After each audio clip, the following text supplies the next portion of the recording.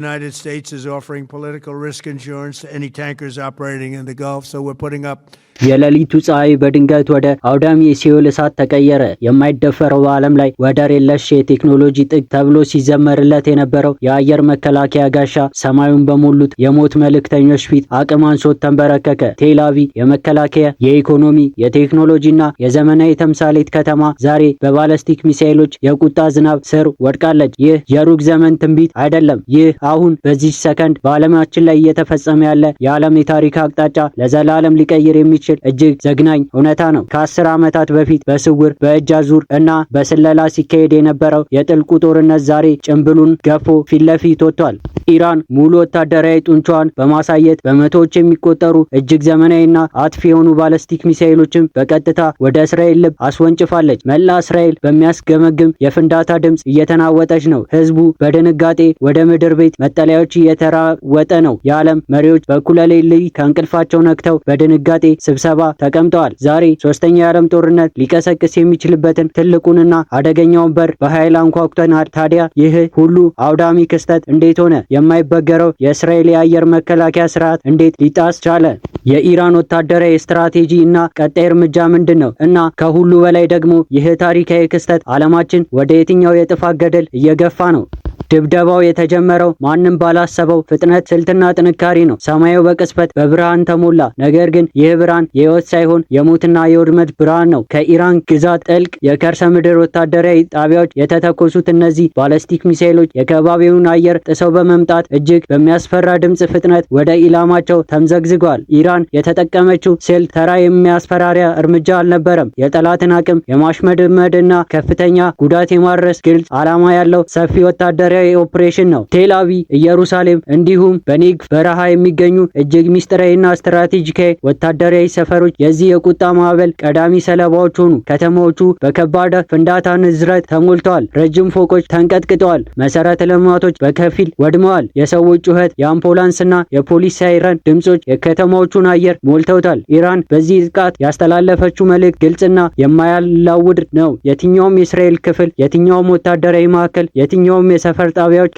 ከእጃችንና ከሚሳኤሎች አያመልጥም የሚል ነው። እስካሁን ድረስ እስራኤል በዓለም ላይ ካሉ ሀገራት ሁሉ በተለየ መልኩ እጅግ የተራቀቀ የአየር መከላከያ ስርዓት እንዳላት ስትኮራና ስታበይ ኖራለች። አይረን ዶም ለትናንሽ ሮኬቶች፣ ዴቪድ ስሊንግ ለመከላከል ርቀት ሚሳኤሎች እና አሮ 2 እና አሮ 3 ከባቢ አየር ጥሰው ለሚመጡ ባለስቲክ ሚሳኤሎች መከላከያ ተብለው በቢሊዮን የሚቆጠር ዶላር ፈሶባቸው የተገነቡ ናቸው። እነዚህ ስርዓቶች ማንኛውም አይነት ጥቃት አየር ላይ ለማክሸፍ የተሰሩ የማይደፈሩ የብረት ጋሻዎች ተደርገው ይታሰቡ ነበር። ነገር ግን የኢራን ወታደራዊ ስትራቴጂዎች የተጠቀሙት ስልት እነዚህን ወታደራዊ ስርዓቶች ከጥቅም ውጭ የሚያደርግ ቢያንስ ደግሞ አቅማቸውን እስከ መጨረሻው የሚፈትን ነበር። ስልቱ ሳቹሬሽን አታክ ወይም የማጨናነቅ ጥቃት ይባላል። በአንድ ጊዜ ከተለያየ አቅጣጫ በከፍተኛ ብዛት ርካሽ የሆነ አጥፍቶ ጠፊ ድሮኖችንና ክሩዝ ሚሳኤሎችን በማስወንጨፍ የእስራኤልን ራዳሮች አጨናንቋቸዋል። በመካከለኛው ስርዓቱ እነዚህም በመቶዎች የሚቆጠሩ ትናንሽ ኢላማዎችን በማደንና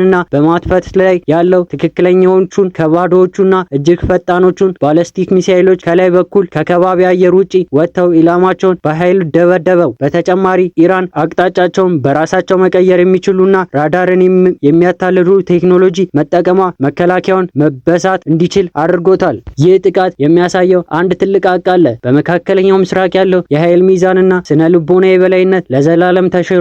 እስራኤል ለረጅም ጊዜ ስትገነባው የነበረው የማይደፈርና ፍጹም ደህንነቱን የተጠበቀ ብሔረ መንግስት የሚለው ግንብ ዛሬ በመሰረቱ ተናግቷል። ዜጎች በራሳቸው ሀገር መሃል በእጅግ ዘመናዊ ከተሞቻቸው ውስጥ ሆነው ከሰማይ ለሚዘንበው እሳት መከላከል አልባ መሆናቸውን በአይናቸው አይተዋል፣ በነፍሳቸው ተሰምቷቸዋል። ይህ አውዳሚና ታሪካዊ ክስተት በአንድ ጀንበር ያለምንም ምክንያት የተፈጠረ አይደለም። ይህ የበርካታ 10 ዓመታት እልህ፣ ግድያ፣ የሳይበር ጥቃትና የኢኮኖሚ ማዕቀብና የጂኦፖለቲካ ሽጉቻ የፈነዳበት የመጨረሻው የውጤት ጫፍ ነው። ለዓመታት እስራኤልና ኢራን በጥላ ጦርነት ሻዶ ዋር ውስጥ ተዘፍቀው ቆይተዋል። እስራኤል የኢራንን የኒውክሌር ፕሮግራም የህልውና ትልቁ ስጋት አድርጋ ስለምትቆጥረው ይህንን ፕሮግራም ለማስተጓጎል ያልፈነቀለችው ድንጋይ የለም። ከፍተኛ የኢራን የኒውክሌር ሳይንቲስቶች በጠራራ ፀሐይ በቴህራን ጎዳናዎች ላይ ተገድለዋል። ተገድለውባታል። የኢራን የኒኩለር ማበልጸጊያ ማሽኖች አውድማለች። እንዲሁም በሶሪያ በሊባኖስና በኢራቅ የሚገኙ የኢራንን ወታደራዊ አማካሪዎች እና የጦር መሳሪያዎች ማከማቻዎች በተደጋጋሚ በአየር ላይ ደብድባለች፣ አጋይታለች። በሌላ በኩል ኢራን በቀጥታ ወደ ጦርነት ከመግባት ይልቅ የተቃውሞ ዛቢያ አክሲስ ኦፍ ሬዚስታንስ ብላ በምትጠራው ሰፊ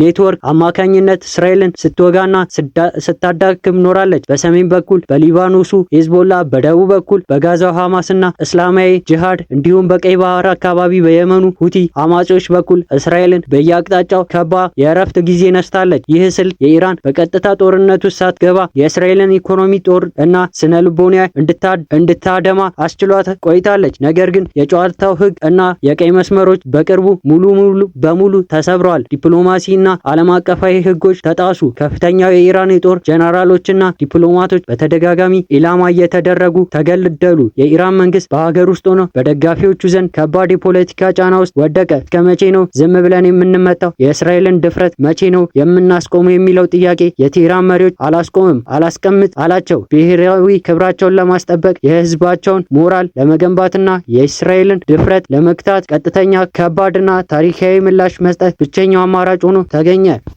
ይህ የባለስቲክ ሚሳኤሎች ጥቃት የኢራንን መሪዎች ትዕግስታቸውን ተሟጧል፣ ከዚህ በኋላ የምንታገሰው ነገር የለም ብለው ያወጁበት ተግባራዊ ደም አፋሳሽ መግለጫ ነው። ጦርነቱ ከተወካዮች እጅ ወስደው በቀጥታ የራሳቸውን ጦር፣ የራሳቸውን ቴክኖሎጂና የራሳቸውን መሬት ተጠቅመው ሜዳ ላይ አሰልፈው ይህ ሁኔታ እጅግ አደገኛና መላው የመካከለኛ ምስራቅን እንደማያባራ እሳት የሚማግድ መሆኑን እያወቁ የህልውና የክብርና የኃይል ሚዛን ማስጠበቅ ጉዳዩን አድርገው ወስደውታል። ስለዚህ ጥቃት ስናወራ የጦር መሳሪያዎችን አቅም መረዳት እጅግ አስፈላጊ ነው። ኢራን የተጠቀመችባቸው የጦር መሳሪያዎች ተራ በየጓራው የሚሰሩ ሮኬቶች አይደሉም። እነዚህ አውዳሚ የቴክኖሎጂ ውጤቶች በከፍተኛ የምህንድስናና ጥበብ የተሰሩ ናቸው። ከኢባር፣ ከጂል እና ከኢማድ የተገኙት እነዚህ የባለስቲክ ሚሳኤሎች በመቶዎች የሚቆጠሩ ኪሎሜትሮችን አልፈው ተርፎም ከ1 ቶን በላይ የሚመዝኑ እጅግ አውዳሚ ፈንጂዎች ተሸክመው ከአካባቢ አየር ጥሰው በመውጣት ወደ ጠፈር ይጠጋሉ።